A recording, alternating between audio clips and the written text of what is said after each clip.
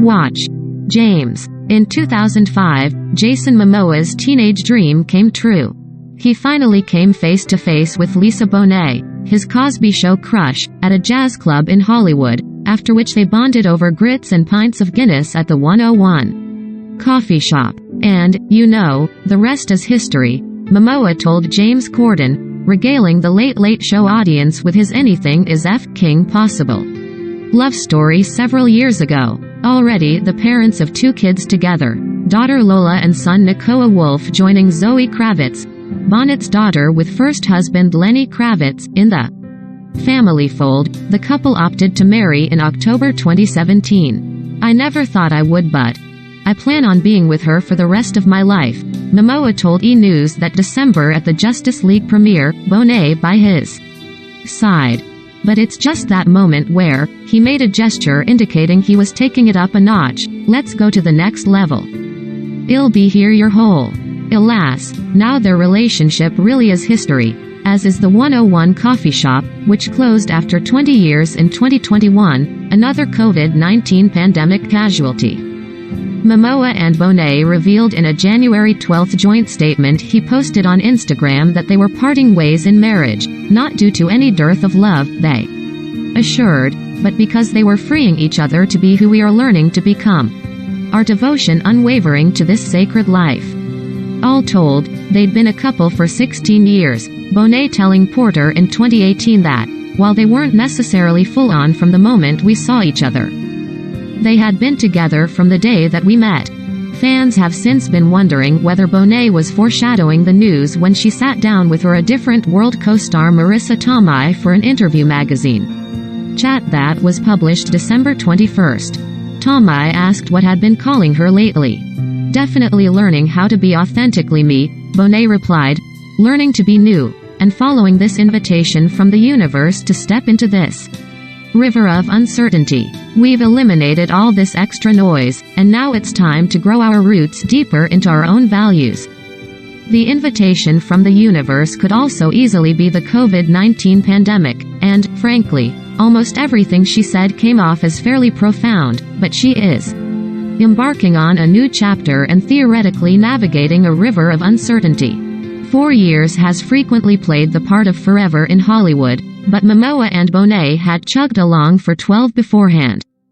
Changing times aside, it remains unclear what exactly prompted the couple to reconsider their future together, but they certainly aren't alone when it comes to marriage serving as the beginning of the end, instead of endgame.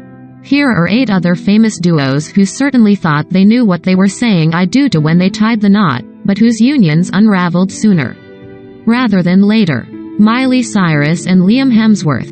The last song co-stars were together and engaged for almost 4 years before breaking up in 2013, their young love seemingly having run its course as the irrespective evolutions took them in separate directions.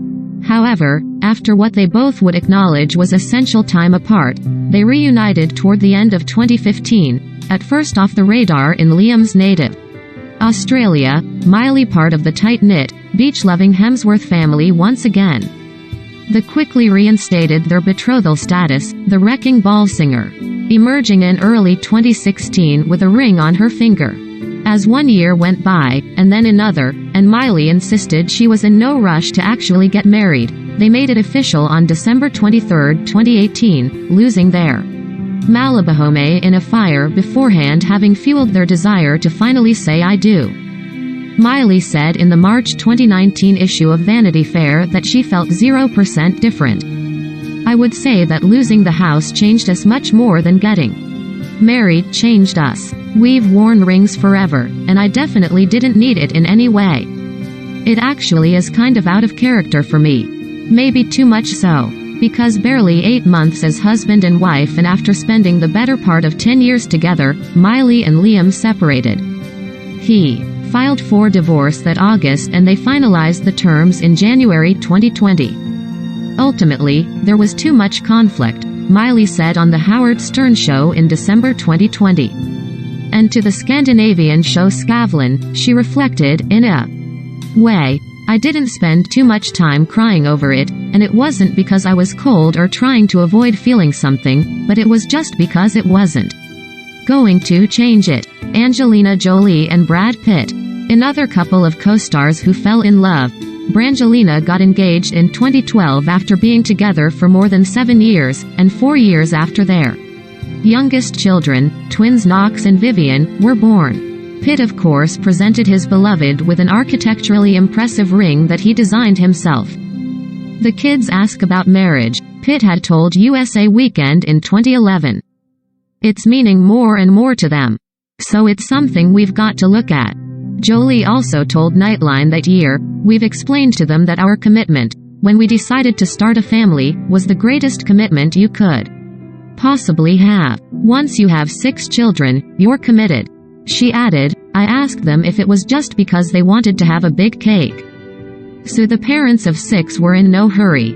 Their engagement perhaps giving all the kids something to look forward but otherwise doing nothing but changing their descriptors to fiancé as they continued to traverse the world and trade off as ever-present parent while the other worked. Then, on August 23, 2014, they quietly went for it at their chateau in France, Jolie wearing a dress decorated with their kids' drawings, and only a handful of people bearing witness. It does feel different, Jolie acknowledged to Vanity Fair. It's nice being husband and wife. 2 years later came the summer of their discontent, and it was over, Jolie filing for divorce on September 19, 2016, and you would have thought in the rocky aftermath that these two, who first went public in 2005, barely knew each other at all.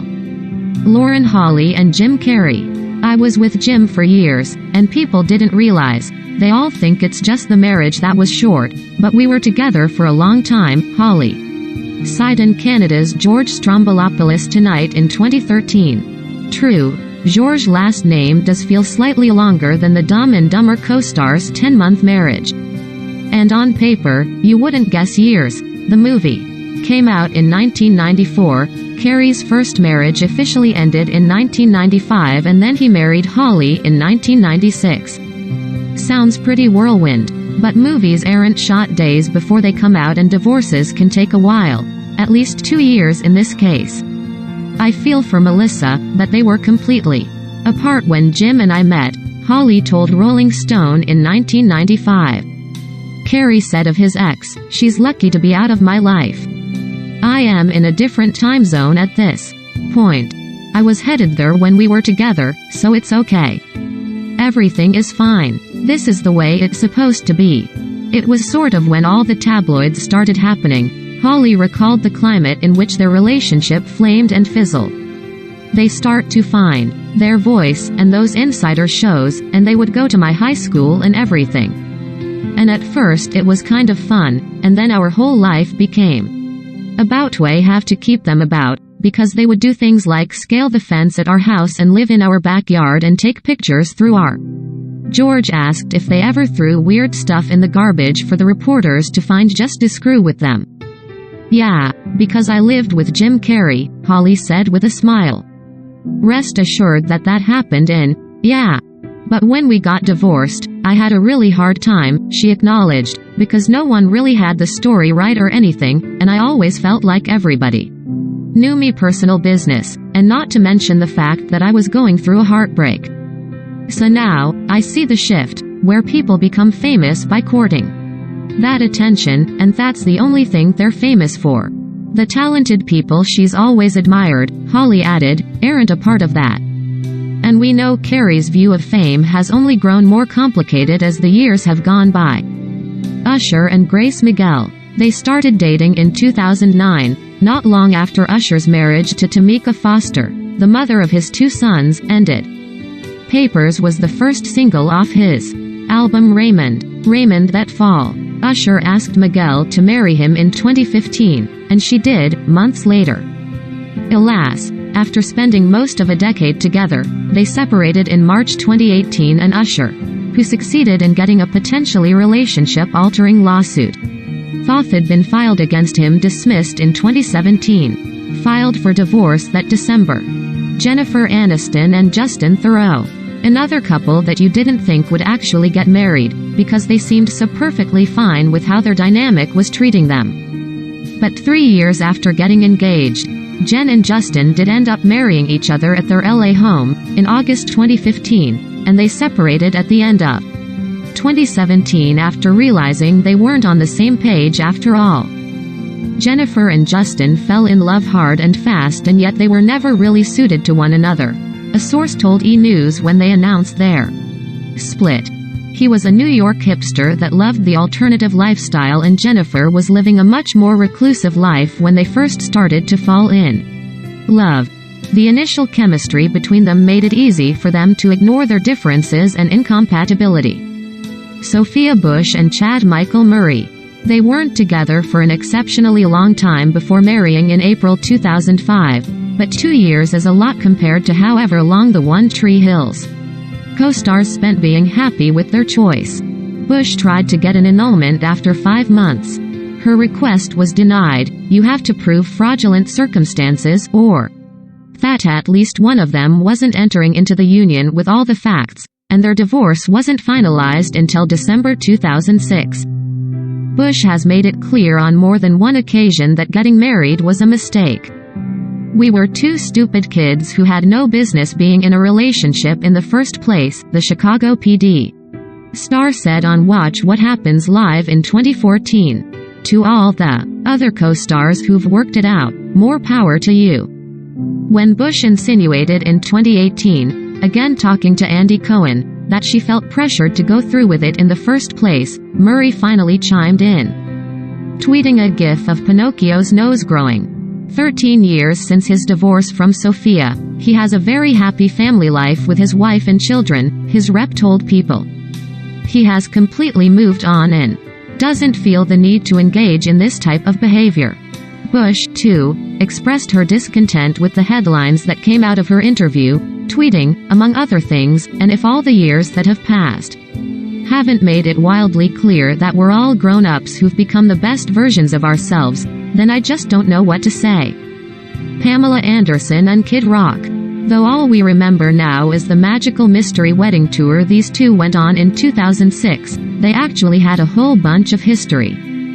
The Baywatch star, who has 2 kids with ex-husband Tommy Lee, first met the Bawit Dabar rocker in 2001, got engaged to him in 2002, and broke up with him in reunited, and it felt so obvious. They swapped symbolic vows on a yacht in Saint-Tropez in July 2006, before hitting the road like a Howard Dean speech and going to the Beverly Hills courthouse to legalize their union, then Nashville for a midnight ceremony, and finally Detroit to celebrate at one of Kid's favorite haunts, the Clarkston Union Bar and Kitchen. It was like we'd never been apart, Rock told People that summer. Love her to death. They filed for divorce that November. Sacha Baron Cohen just said on the Daily Beast's Last Laugh podcast in May 2019 that Rock loathed Anderson's appearance in his movie Borat, in which the titular clueless traveler from Kazakhstan crashes Pam's book signing and tries to scoop her up in a Kazakh marriage sack and take her with him, that he could stay married to her. There had been a rumor that Rock had a very negative reaction to the film when it came out in 2006, and Cohen insists that's the story as far as he knows it. Ali Landry and Mario Lopez. The Saved by the Bell star met the model and actress when he hosted the 1998 Miss Teen USA pageant, and she was a commentator. I thought this was the girl, Lopez wrote in his 2014 memoir, Just Between Us. If I wrote down the criteria of what I wanted in a wife and a mother, back then, she seemed to be it. Maybe both a little green around the edges, relationship-wise, they stuck with it, even though, as Lopez recalled, he felt them having fewer things in common as time went by. They still got engaged, though, because, Lopez wrote, Landry wanted to, and tied the knot in 2004 after 6 years together. 2 weeks later, their union was annulled, which sounds more like what happens when two people drunkenly swap vows in Vegas and wake up with a marriage license and a hangover. As it turned out, Lopez, already frozen over with cold feet, had self-sabotaged and strayed during his bachelor party weekend. Landry knew something was up. But She was too embarrassed to cancel their big wedding and come up short of the finish line. "I had heard something right before the wedding," she said on the Wendy Williams show in 2012. "He swore that it was not true, but I had that feeling in my gut. But all of my family was flying in, it was a destination wedding, and I really should have put the brakes on it at that point, but I was afraid." After their honeymoon, Landry confronted him with some stone-cold proof and, Lopez wrote, "Hen, I had an epiphany. I didn't want to save our marriage. The foundation wasn't there. I finally got the balls to say, I am sorry. I can't be in that marriage. It's not right for either of us. They're both now long since married to other people and each has 3 kids, so one wrong happily made 2 rights in their case.